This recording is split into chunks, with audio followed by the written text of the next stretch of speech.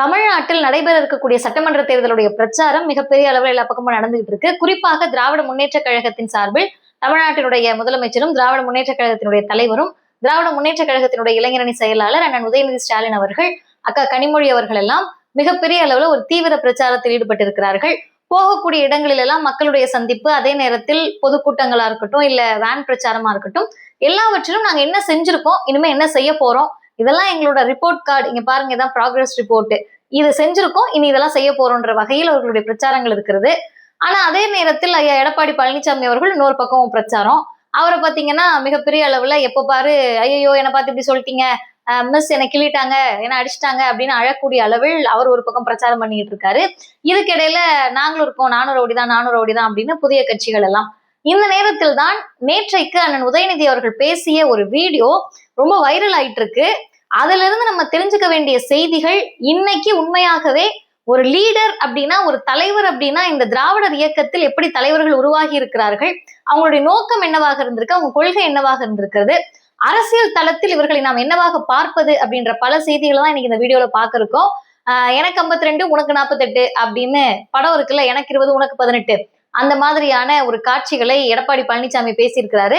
அதற்கு அண்ணன் உதயநிதி அவர்கள் ஆற்றிய எதிர்வினை, அது அவருக்கான எதிர்வினை மட்டுமல்ல, எப்படியாவது திராவிடர் இயக்கத்தை அழிச்சிடலாம், திமுக அழிச்சிடலாம், திமுக தான் எங்களுக்கு எதிரி அப்படின்னு பேசிட்டு வரக்கூடிய எல்லா கத்துக்குட்டிகளுக்கும் சேர்த்த ஒரு வீடியோவாக தான் அது இருந்தது. அதை பற்றி தான் இன்னைக்கு பேச இருக்கோம். வீடியோ முழுமையா பாருங்க, மற்றவர்களுக்கு பகிருங்க, டிஆர் சேனலை சப்ஸ்கிரைப் பண்ணிக்கோங்க.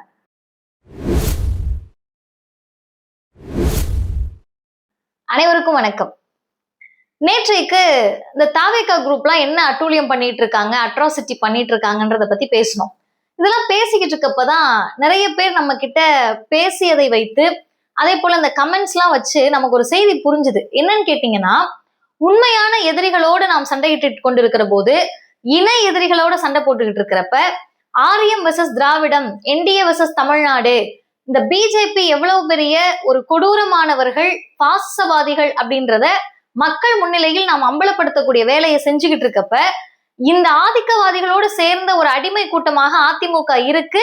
இவர்களால் தமிழ்நாட்டுக்கு எவ்வளவு நட்டம், தமிழ்நாடு இழந்தது எவ்வளவு, தமிழ்நாடு எவ்வளவு சீரழிந்தது அதிமுகவால் அப்படின்றத பேச வேண்டிய ஒரு நேரத்துல, திசை மாற்றக்கூடிய வகையில், மடை மாற்றக்கூடிய வகையில் பிஜேபியுடைய பி டீம் மாதிரி இல்ல, பி டீம் தான் செயல்படக்கூடிய இந்த நடிகர் விஜய், ஆதவ் அர்ஜுனா, இன்னைக்கு கூட அவர் ஏதோ பிரச்சாரத்துக்கு போறாராம், குறுக்க மறுக்க இவர்களை போன்றவர்கள் ஓடக்கூடிய நேரத்தில் நம்மளுடைய இலக்கை விட்டு விட்டு இவங்களை பத்தி கவனம் செலுத்தி இதை சிதறடிக்கக்கூடிய வேலையை செய்யறாங்க அப்படின்ற ஒரு பார்வையும் இருக்கு. அதனாலதான் உண்மையாகவே இந்த இயக்கம் என்ன செஞ்சிருக்கு, திராவிட முன்னேற்ற கழகம் எந்த தார்மீக உரிமையில், எந்த அடிப்படையில் மக்கள் கிட்ட வந்து நிக்கிறாங்க, மீண்டும் நாங்கள் ஆட்சிக்கு வர வேண்டும் என்ற எண்ணம் இவங்களுக்கு எதன் அடிப்படையில் வருது அப்படின்றதுதான் பேச இருக்கும். ஏன்னு கேட்டா, நேற்றைக்கு எடப்பாடி பழனிசாமி அவர்கள் இங்க பாருங்க தம்பி உதயநிதி அப்படின்னு ஆரம்பிச்சு நிறைய பேசுறாருங்க.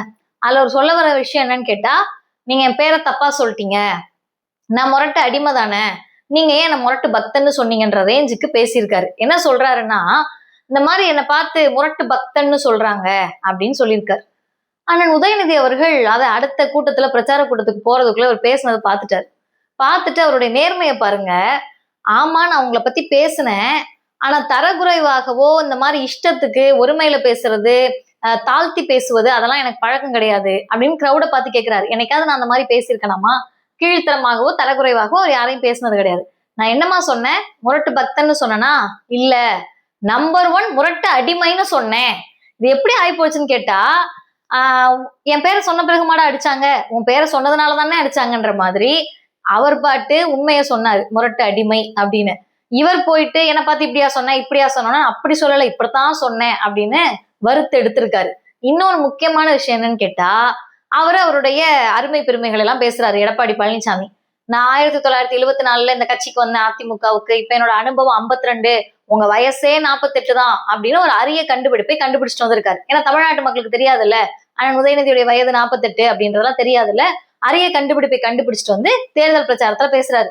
அத அண்ணன் உதயநிதி பார்த்துட்டு சொல்றாரு, என் அளவுக்கு உங்களுக்கு அனுபவம் இல்லைன்னு சொல்லியிருக்கீங்க, என் வயசுதான் உன் அனுபவம் அப்படின்னு சொல்லுவாங்கல்ல. பொதுவாகவே இப்ப நம்மளை பார்த்தாலே இந்த இளைஞர்கள் அரசியல் பேசுகிற போது, அல்லது இளைஞர்கள் கொள்கை பேசுகிற போது யாரும் தவறா எடுத்துக்க கூடாது. ஏதாவது சின்னதா ஏதாவது பண்ணிட்டாங்க, இல்ல இவங்களுக்கு மாற்று ஒரு விஷயத்த சொல்லிட்டாங்கன்னா கூட உன் வயசு என் அனுபவம் அப்படின்வாங்க. அதே போல அந்த பள்ளிக்கூடத்துல டீச்சர்ஸ் எல்லாம் வந்து டிஃபால்ட்டா பேசுற வசனம், உன் வயசு என் அனுபவம் அப்படின்னு சொல்லிட்டு. இதே மாதிரி நல்ல டைலாகா இருக்கே, கேட்டு பழகின டைலாகு எழுதி கொடுத்துருக்காங்க, நம்ம அப்படியே சொல்லிடுவோம்ட்டு எடப்பாடி பழனிசாமி அதை டெலிவர் பண்ணிட்டாரு. இதை பார்த்துட்டு அண்ணன் உதயநிதி வறுத்து எடுத்திருக்காரு. ரொம்ப எவ்வளவு கேட்க முடியுமோ அவ்வளவு கேட்டாரு. இதுக்கு பிறகும் நான் என்ன தெரியுமா, நீ என்ன தெரியுமான்னு பேச முடியாத அளவுக்கு கேட்டிருக்காரு. என்ன கேட்டிருக்காருன்னா ரொம்ப சிம்பிளா, உங்க அளவுக்கு எனக்கு அனுபவம் இல்லைங்க, உண்மைதான். உங்க அனுபவம் எனக்கு வருமா? எனக்கு எதுல எல்லாம் அனுபவம் இல்ல. எந்த உருட்டல் மிரட்டலுக்கும் பயப்படக்கூடிய அனுபவம் எனக்கு கிடையாது.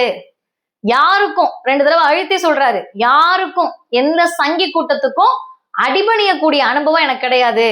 சுயமரியாதை இல்லாமல் நடந்துக்கக்கூடிய அனுபவம் எனக்கு கிடையாது. இதெல்லாம் நீங்க லிஸ்ட் பண்ணிட்டே வாங்க. உருட்டல் மிரட்டலுக்கு பயப்படுற அனுபவம் எனக்கு கிடையாதுன்னு அண்ணன் உதயநிதி சொல்றாரு. உருட்டல் மிரட்டலுக்கு பயந்துதான் அதிமுகவை எடப்பாடி பழனிசாமி அடகு வச்சிருக்காரு. யாருக்கும், குறிப்பா சங்கி கூட்டத்துக்கு அடிபணியக்கூடிய அடிமை அனுபவம் எனக்கு கிடையாது. இன்னைக்கு சங்கி கூட்டம் ஒட்டுமொத்தமா பிஜேபியில டெல்லி, நாக்பூர் தொடங்கி பிஜேபியின் கிளைக்கழகம் வரைக்கும் ஐயா எடப்பாடி அடிமையா இருக்காரு. 3வது, சுயமரியாதைக்கு இல்லாமல் நடக்கக்கூடிய அடிமையாக எனக்கு இருக்கிற அனுபவம் கிடையாது. ஐயா எடப்பாடி பழனிசாமிக்கு சுயமரியாதைனா கிலோ எவ்வளவுன்னு கேட்பாரு. ஏன்? தந்தை பெரியாருடைய படம் திருப்பரங்குன்றத்துல என்டிஏ கூட்டணி கட்சிகளுடைய மாநாட்டுல அகற்றப்படுகிறது. கொஞ்சம் கூட சுயமரியாதை உணர்வின்றி அண்ணா திராவிட முன்னேற்ற கழகம் என்ற பெயரை கூட மறந்து ஏன் இப்படி செஞ்சீங்கன்னு கேட்க கூட சுயமரியாதை அற்ற, உணர்வற்ற ஒருவராக எடப்பாடி பழனிசாமி இருந்திருக்காரு. அதுக்கு அடுத்து ஒண்ணு சொன்னாரு, ஐயா எனக்கு உங்க அளவுக்கு அனுபவம் இல்ல. உங்க அனுபவம் டெல்லிக்கு போய் 4 கார் மாறி மாறி போறது, 4 கார் மாறி மாறி போய் அமித்ஷாவை பார்த்துட்டு வர அனுபவம் எனக்கு கிடையாது. வெளிப்படைத்தன்மையோடு சொல்லுகிறார், உங்களை மாதிரி நான் அடிமை கிடையாது. இதெல்லாம் கேட்டுட்டு எடப்பாடி பழனிசாமி அவர்கள் நைட்டு எத்தனை பாட்டில் ஜெலுசில் வாங்கி குடிச்சாரு நமக்கு தெரியல. எரிஞ்சிருக்கும் வயிறு கண்டிப்பா. என்னையா இது, நம்ம அனுபவ ஹிஸ்டரி எல்லாம் எடுத்து 50, 60, 70 அப்படின்னு ஏழை விட்டோம்னா, ஐயோ என்ன ஒரு அனுபவத்தெல்லாம் சொல்றாருன்னு பாப்போம்னா அடுத்த அடி அடிக்கிறார் அண்ணன் உதயநிதி. உங்க அனுபவம் எனக்கு கிடையாது. லிஸ்ட் ரொம்ப பெருசா போகுது இல்ல? ஆமா, லிஸ்ட் போட்டுதான் சொல்லியிருக்காரு. முதல்ல அம்மையார் ஜெயலலிதாவோட காலு, அவங்க இறந்த பிறகு சசிகலா அவங்க காலு, அவங்க ஜெயிலுக்கு போன பிறகு ஓபிஎஸ் அவரோட காலு. இப்ப இவங்க யார் காலெல்லாம் பிடிச்சி பதவிக்கு வந்தீங்களோ அவங்க காலெல்லாம் வாரி விட்டுட்டு மோடி, அமித்ஷா காலை பிடிச்சுக்கிட்டு இருக்காரு எடப்பாடி. இதுதான் இன்றைக்கு தமிழ்நாட்டில் பேசப்பட வேண்டிய அரசியல். என்னங்க இது, காலை பிடிச்சிட்டு இருக்காருன்னு நீங்க பாட்டு சொல்லலாமா? என்னென்ன துரோகங்களை எடப்பாடி பழனிசாமி தமிழ்நாட்டு மக்களுக்கு செஞ்சிருக்காருன்றதை நம்ம திரும்ப திரும்ப பேசணும். ஏன்னா இவங்க அப்படியே ஒரு வெகுலியா ஒரு மாதிரி சிரிக்கிறது, இவர் ஒரு காமெடி பீஸ் தானே, சேக்கிழார் எழுதின கம்பராமாயணம்னு சொல்லிட்டு போறது, திராவிடம்னா என்னன்னு யாராவது கேட்டா அதை ஏங்க எங்கிட்ட கேக்குறீங்க, யாராவது படிச்சவங்க கிட்ட போய் கேளுங்கன்னு சொல்றது, பெரியார் படத்தை எடுத்தா சுயமரியாதை இல்லாம இருக்கிறது, அப்புறம் இவரோட படம் எடுக்கப்பட்ட போது அமைதியா இருக்கிறது, இது எல்லாம் முதல்வர் ஸ்டாலின் நேற்றைக்கு வரிசைப்படுத்தி இருக்காரு. இது எல்லாவற்றையும் செய்துவிட்டு தமிழ்நாட்டு மக்களுக்கு துரோகம் செஞ்சிருக்காரு. தனிப்பட்ட உங்களுக்கு நீங்க என்னன்னாலும் செஞ்சுக்கோங்க, அது பிரச்சனை இல்லை. ஆனால் என்டிஏ என்ற பேர்ல பிஜேபி கூட கூட்டணி வச்சு அம்மையார் ஜெயலலிதா மறைந்த பிறகு செய்த அட்டூழியங்கள் கொஞ்சம் நஞ்சம் கிடையாது. எதுவெல்லாம் தமிழ்நாட்டுக்கு எதிரானதோ, ஆபத்தானதோ, நீட் வருவதற்கு காரணமாக இருந்து சிஏஏக்கு ஆதரவு தெரிவிச்சு வேளாண் திருத்த சட்டம் வருகிற போது மூச்சு கூட விடாம நான் எதுக்கு எடுத்தாலும் நான் விவசாயி, ஏழைத்தான்லாம் பேசிவிட்டு வாயை கூட திறக்காம இருந்து தமிழ்நாடு சீரழிவை சந்திப்பதற்கான ஒட்டுமொத்த காரணமாக இருந்தது எடப்பாடி பழனிசாமி. ஆனா இன்னைக்கு அவங்க ஏதோ தண்ணியில முக்கி எடுத்து இவங்களுடைய பாவங்கள் எல்லாம் கழிக்கப்பட்டது அப்படின்னு பேசிட்டு இருக்காங்க. நமக்கு பாவத்திலே நம்பிக்கை இல்லை, புண்ணியத்திலே நம்பிக்கை இல்லை. ஆனா இவங்க எப்படி பேசிட்டு இருக்காங்கன்னு கேட்டா, ஒரு தூய்மையானவர் எடப்பாடி பழனிசாமி, அவர் பாவங்க, அவர் ஒரு பிற்படுத்தப்பட்ட சமூகத்தை சார்ந்தவரு, அவர் ஒரு ஏழையா இருந்தவரு, அவர் விவசாயியா இருந்தவருன்றாங்க. அதெல்லாம் உண்மையா? அவர் அவ்வளவு விவசாயிகள் அப்படின்னு சொன்னா அது மேல எவ்வளவு அக்கறை இருக்கணும்.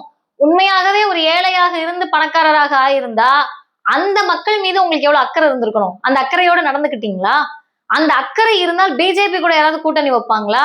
இன்னைக்கு நடக்கக்கூடிய பரபரப்பான அரசியல் களத்தில் நம்ம இதெல்லாம் பேச விட்டுட்டோம். என்ன பேச மறந்துட்டோம் அப்படின்னு சொன்னா, பிஜேபி எவ்வளவு மோசமானது, அது கூட இருக்கக்கூடிய அடிமை எடப்பாடியை பற்றி தான் நம்ம அதிகம் பேசணும். ஏன்னு கேட்டா, இந்த விஜய் குரூப் இருக்குல்ல, இத நீங்க என்ன போய் புத்திமதி சொன்னாலும் அறிவுரை சொன்னாலும் கேட்கக்கூடிய நிலைமையில இல்ல. ஏன்னா இப்போ ஒருத்தர் மது போதைக்கு அடிமையா இருக்காருன்னு வச்சுக்கோங்க, அவரை கூப்பிட்டு நீங்க என்ன பேசுனீங்கனாலும் அந்த நிலைமையில அவங்களால புரிய வைக்க முடியாது. கொஞ்சம் தெளிஞ்சோட தான் புரிய வைக்க முடியும். அது மாதிரிதான் நாயக போதைக்கு நடிக போதைக்கு அடிமையா இருக்கக்கூடிய இளைஞர்கள்ட்ட போய் இவரை பற்றி இப்ப நம்ம என்ன பேசினாலும் புரியாது. ஒரு முறை தாறுமாறாக அந்த மனிதரால் இவர்கள் சீரழிவை சந்திக்கிற போதுதான் புத்தி வரும். அதனால அந்த குரூப்பை நீங்க அப்படியே வச்சுட்டு, ஆனா அதுக்காக அவங்க செய்யக்கூடிய அட்டூழியங்கள் எல்லாம் நம்ம அம்பலப்படுத்தாம இருக்க முடியாது, அதை செய்துதான் ஆக வேண்டும்.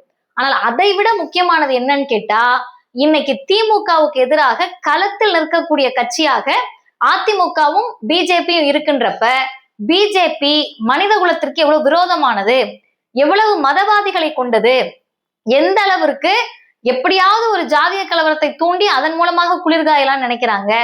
பெண்களை பற்றிய சிந்தனை அடிப்படையிலேயே மனுவாத சிந்தனை கொண்ட கட்சியாக பிஜேபி இருக்கிறப்ப, அந்த பாசிசவாதிகளின் கூடாரத்தில் ஆகப்பெரிய முரட்டு அடிமையாக எடப்பாடி பழனிசாமி இருக்காருன்னா, தமிழ்நாட்டு மக்களுக்கு தேவை ஆளுமையே தவிர அடிமை கிடையாது.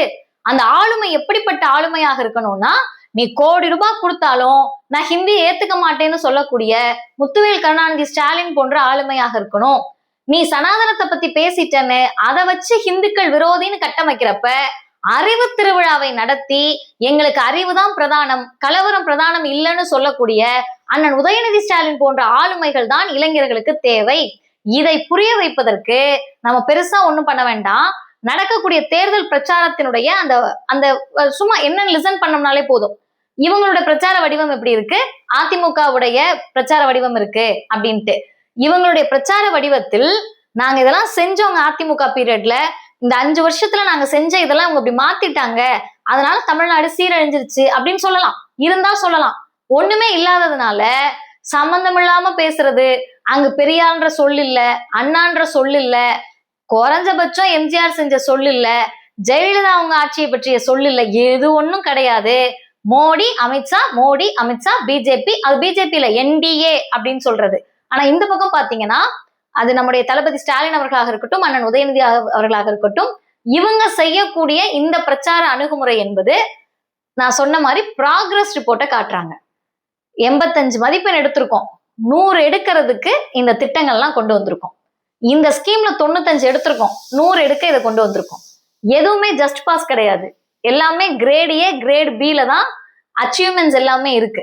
இப்ப இந்த அளவிற்கு இருந்ததை இந்த அளவிற்கு மாற்றோம்னு சொல்லக்கூடிய திமுகவை மக்கள் எப்படி நம்புவாங்கன்னு கேட்டா, 1000 ரூபாய் கொடுக்கவே முடியாது மகளிர் உரிமை தொகைன்னு சொன்னப்ப வெற்றிகரமாக கொடுத்து முடித்திருக்கிறார்கள். புதுமை பெண் தமிழ் புதல்வனை வெற்றிகரமாக பிள்ளைகளுக்கு கொண்டு போய் சேர்த்திருக்கிறார்கள். இளம் பிள்ளைகளுக்கு லேப்டாப்பை இளைஞர்களுக்கு கொண்டு போய் சேர்த்திருக்காங்க. இனிமே வந்தோம்னா இவ்வளவு செய்வோம். இப்ப இளைஞர்களை நாம் பார்க்க வேண்டியது, நமக்கு தேவை ஆளுமைகளா அடிமைகளா? எப்படி ஆதிக்கவாதிகள் வேண்டாம் என்று உறக்க சொல்லுகிறோமோ அதுபோல் ஒரு அடிமையாலும் நம்மை வழிநடத்த முடியாது. தமிழ் சமூகத்திற்கு தேவை சிறந்த ஆளுமைகளை தவிர அடிமைகள் கிடையாது. அந்த ஆளுமையாக முத்துவேல் கருணாநிதி ஸ்டாலின் இருக்கிறார். அதனால் மீண்டும் திராவிட முன்னேற்ற கழக தலைமையிலான கூட்டணி தான் வெல்ல இருக்கிறது. அதை நாம் பார்க்க இருக்கிறோம். நன்றி.